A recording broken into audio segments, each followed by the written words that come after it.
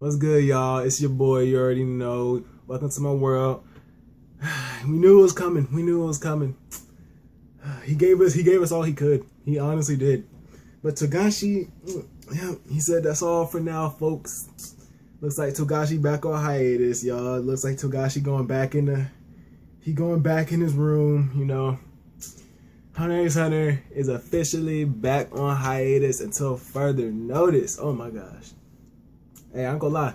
It's not like I'm not sad, but all I'm saying is I got school now, and this kind of like takes my load off. Cause when I saw Hunter x Hunter on today, I was like, fuck. And I still gotta do homework that I don't even know where it's at. Damn. But you know what I'm saying? It sucks, but we were expecting it. We knew it wasn't gonna be here indefinitely. You know how to go. But that's enough of that. That's enough of that. We're here for the chapter 370. All right, this chapter, another death. Damn, come on now. Come on now. We starting to progress. I see y'all. We starting to progress. Okay. So basically, the chapter start off, Kurapika, you know what I'm saying? He in front of everybody. He's speaking, you know what I'm saying? He in front of everybody. He's about to teach him Nin. But you know what I'm saying? One of the soldier from the first Prince's camp, what's his name? His name is like fucking Yuri Cove. Yuri Cove. He's assessing Kurapika basically. You know what I'm saying? He's staring him up and down and shit. You know what I'm saying? He's trying to get in his head psychologically. Cause y'all remember at the end of the chapter. Speaking at the end of the chapter, I was fucked up. I fucked up kind of. Cause I thought one person was another person. I didn't know that it wasn't Yuri Cove that was talking. That Nin power, I didn't know it wasn't his. I fucked up, y'all. I'm sorry, I fucked up. I didn't realize that until this chapter, you know. My assessment needs work. I apologize. It was another person that we find out who it is in this chapter. I apologize. So he's assessing Kurapika, and Kurapika makes a literal white line. You know what I'm saying? He's like dividing him and all of the servants and the bodyguards. You know what I'm saying? He's basically like, don't cross this line, or I might have to remove you, or remove you by force. You know what I'm saying? I might have to. You only get one warning, and guess who crosses the line? Literally, the dude that was talking shit. He was like basically, he was a person that wanted to fight. He didn't give a fuck. He was like, basically, I'm not gonna learn Nin on purpose. So if Kurapika, because he has this whole thing, if a man doesn't keep his promise, if he doesn't keep his word, like that's the only way that's the only way he could see a promise being kept. You know what I'm saying? If both ends keep their word, and he said if both ends don't keep his word, then he loses his cool. You know what I'm saying? The first half of the shot, he tries to punk Kurapika. Kurapika's like, yo, I ain't falling for that shit. He's like, it's so sad that you have to provoke people or entice people into a fight by talking to them, and it really says something about the prince you're guarding. And he got pissed. He got so pissed.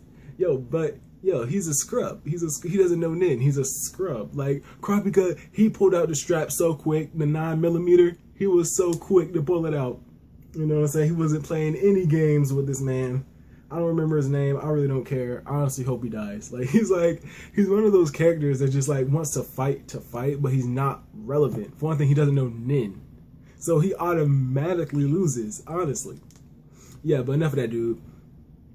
Yuri Cove, once again, he starts assessing Kurapika. But before he does that, the guy that has control over the doll thing, he states that he likes distractions, and that's his whole basis. Once he has a distraction, then that's when he can activate his power, because no one will be paying attention to him, especially not Kurapika, who Kurapika obviously knows Nin, and all the other Nin users around, they won't be paying attention to him, not really, so he can use his Nin power. And we find out that his Nin ability, he's targeting 10 specific people, and I'm guessing one of the conditions of it is of his doll power is if he doesn't kill those 10 people, or at least at the very least an unexpected circumstance, because that's his whole thing, the most least common kind of circumstances, if it doesn't happen, because he thinks of every situation. He's kind of like Batman. He has a contingency, you know what I'm saying?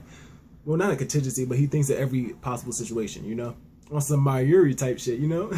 Yeah, but he's saying if he doesn't kill at least one person out of those 10, then his nin is going to forcefully cancel, and he's gonna have a curse placed upon him. I don't know. We don't know what this curse is, and we're probably not gonna find out for at least another year. So yeah, that's. I'm guessing the curse has to do is like one of the conditions of his nin. You know what I'm saying? And then after he gets done with his inner monologue, that's when we go over to Yorikov, and he's assessing Karpika. And I have this tab pulled up because he has this weird thing. I don't think it's like a part of his nin, but he can see people. He can tell what type of nin user someone is based on their 10, and he based it off of when Karapika pulled out the gun. He said he uses his left hand, but he can tell he's right-handed because he used his left hand so he could have his right hand free. You know what I'm saying? He has this. There's like slight things in people's 10. Like his 10 was like.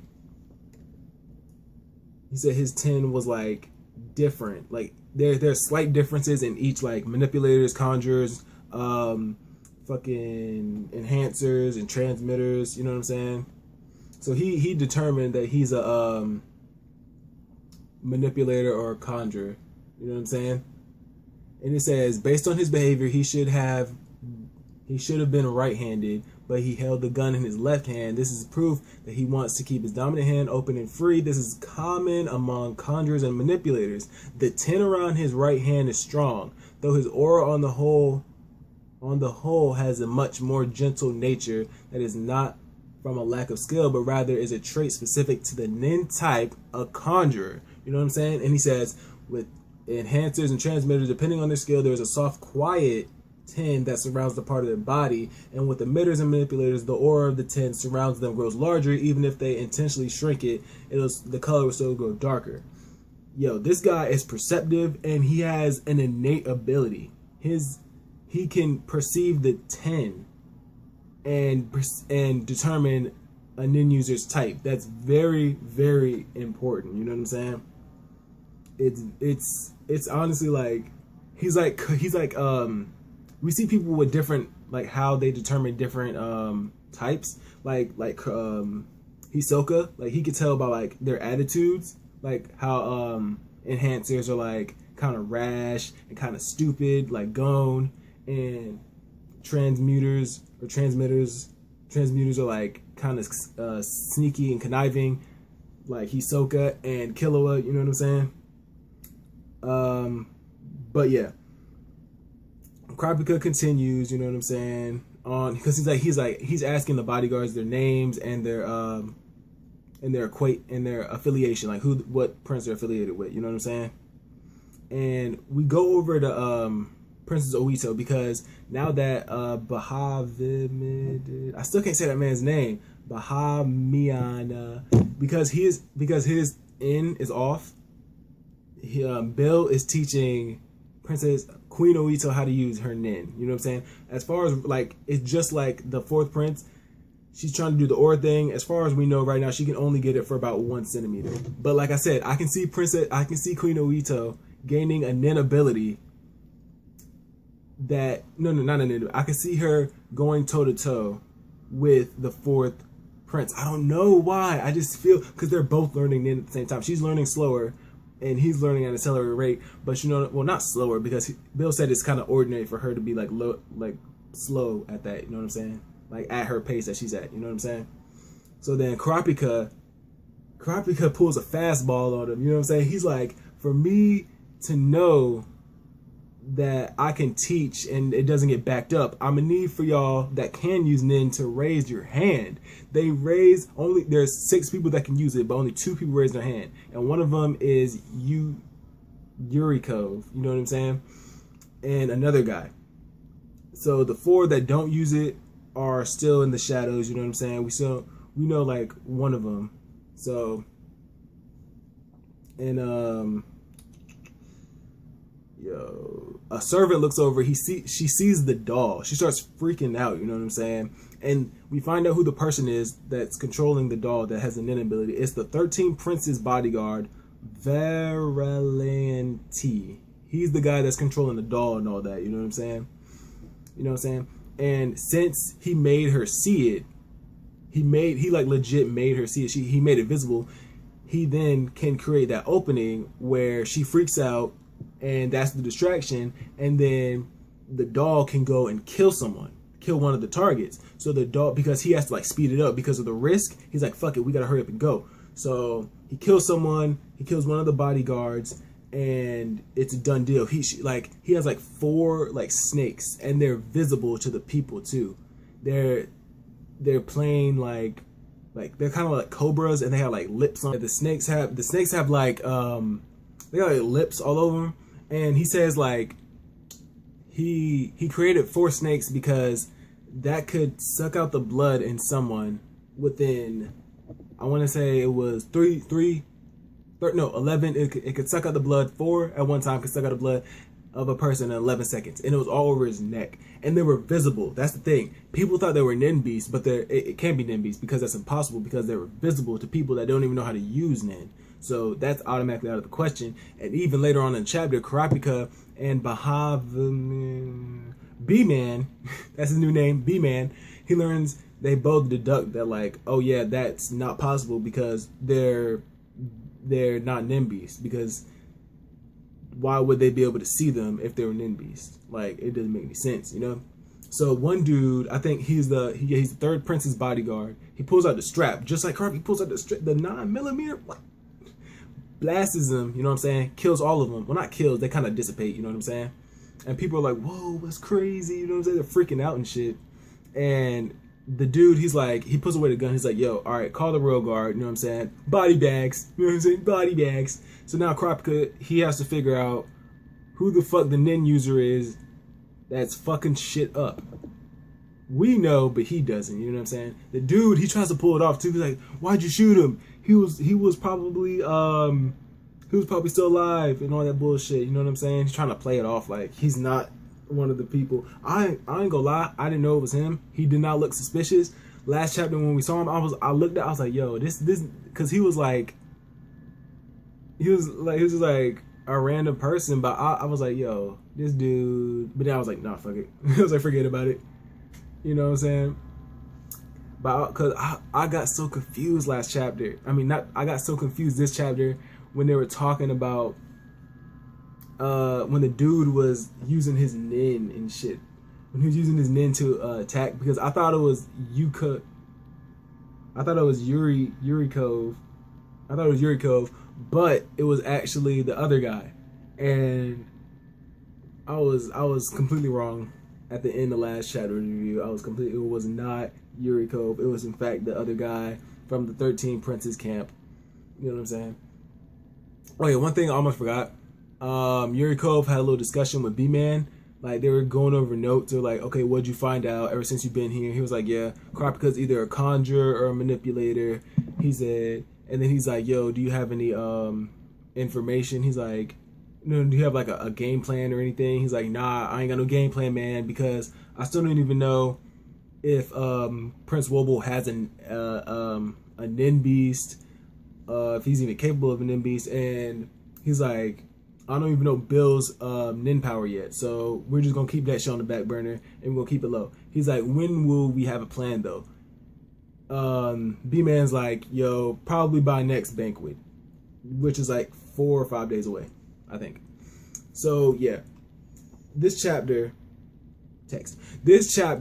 I like it. It's like, it's a cool way to go out, but this murder mystery shit, it's not even a murder mystery. Well, it kind of is. Not like in the traditional sense though. It's kind of like you have to find the murderer, more like it, not murder mystery. Wait, that is a murder mystery. I'm fucking up. I'm sorry, y'all. Yeah, this chapter was cool though. You know what I'm saying? Kurapika, is he gonna use his Emperor time? I don't see a reason why he should. You know what I'm saying? How will they find him out? I'm pretty sure Yurikov is probably gonna do it in some way, shape, or form. But I want to know why why did the guy choose to kill that specific bodyguard? Like, why is he only going to kill 4? I mean, why is he only going to kill 10 of the bodyguards? That's what I don't understand. Why is he going to kill 10, and why do they have to be specific? For what reason does he have to do that? That's what I don't get. Because if you kill, there's 16 bodyguards there. bodyguards or servants. There's 16, so if he kills 10, there's going to be 6.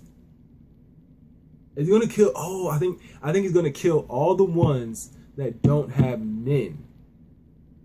Because if he kills all the ones that don't have Nin, I feel like, because that's like if we're going by the numbers, that's what he would do. Because there's 6 people that can use Nin. Only 2 of them raised their hand that could use Nin, and that would leave 6 people that's actually trying to learn Nin. You know what I'm saying? So I'm guessing he's trying to kill all the non-Nin users, but for what reason though? Why? The people, he's a hunt. I think he's a hunter. You know what I'm saying? But why is he doing this? This is what I don't understand. For what reason does he have to go after all the non-Nin users? That's what I don't get. But yeah, this chapter was cool, honestly. Like Queen Oito, she is going to do something. I feel it. I feel like she's gonna fight the 4th prince, because they're learning Nin at the same time. They're opposites. They're obviously opposites. Like, it's kind of like the Goku Vegeta story, you know what I'm saying? The gifted person and the hardworking individual, eventually they're going to meet in the middle, some way, shape, or form. Which gives me to believe one of the final 2 princes is going to be the 4th prince and the 14th prince, Wobble. I mean, that's kind of obvious if you think about it, but like, it's there, you know what I'm saying? I don't think Wobble's going to fight because Wobble's a fucking baby. And I feel like it's going to be them 2 going against each other, because I feel like she's going to learn enough Nin. It only takes 2 weeks. So she should be able to learn it. I'm not saying she's going to master it, but she'll be able to learn it. The fourth prince, on the other hand, he might be able to learn it. He might be able to master it, honestly. At the pace he's going, it took him like, what, a couple hours, maybe a day to learn how to manipulate his aura and be able to like see it and put it into form and shit. Ain't no way he's not going to have a disgusting power. Yeah, I don't feel like, though, Kurapika, as far as what they're doing now, I don't feel like Kurapika is going to take any big risks because of his body and his health and how long he was in Emperor time. You know what I'm saying? Honestly, I didn't even expect to see him in this chapter because of how he was affected last chapter. You know what I'm saying? It's crazy. But, yeah. Hunter x Hunter is gone for a while, which sucks, but you know what I'm saying? It happened. I give this chapter rating 9 out of 10. Even though there wasn't a lot, there was no action, not really. There is another new enemy. A new stand enemy has appeared. Nah, but this chapter was good. You know what I'm saying? I liked it. I like getting the insight and the getting deeper into how Yurikov collects information, how he perceives people, and how he gets to understand their ability and their powers. You know what I'm saying? Oh yeah, and also fucking B-Man, I thought he was just like a dick. He's not a dick. He just doesn't like to be touched. I guess he's a health nut. You know what I'm saying? I think I watched Chibi's video, and he said that, and I was like, nah, you tripping. And then he did it again. I was like, okay, Chibi, you're right. You know what I'm saying? But with that being said, y'all, Hunter x Hunter chapter 370. I guess that's a wrap. You know what I'm saying? For now, I guess I'll see y'all. I might do a discussion video on this. I don't know, but yeah, I'll see y'all later. I'm out this world.